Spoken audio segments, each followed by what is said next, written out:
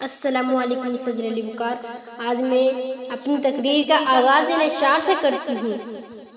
عقابی روح جب بیدار ہوتی ہے جوانوں میں، عقابی روح جب بیدار ہوتی ہے جوانوں میں، نظر آتی ہے ان کو اپنی منزل آسمانوں میں، نظر آتی ہے ان کو اپنی منزل آسمانوں میں۔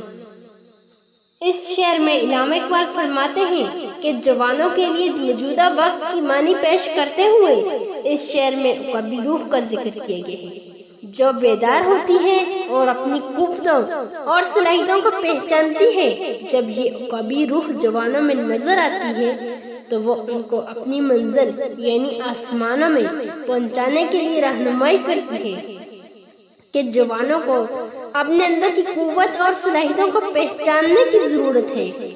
اگر وہ اپنی عقابی روح کو بیدار کریں اور اس کی راہ پر چلیں تو وہ اپنی حقیقی منزل یعنی اپنی خوابوں کی تکمیل تک پہنچ سکتے ہیں۔ اس شعر میں امید عزم اور فروغ کی بات کی گئی ہے جو جوانوں کی اپنی منزل تک پہنچنے میں مدد فراہم کرتی ہے۔ گلزار ہست و بود نہ بیگانہ وار دیکھ، گلزار ہست و بود نہ بیگانہ وار دیکھ، ہے دیکھنے کی چیز اسے بار بار دیکھ، ہے دیکھنے کی چیز اسے بار بار دیکھ۔ آپ سب کی سماعتوں کا شکریہ۔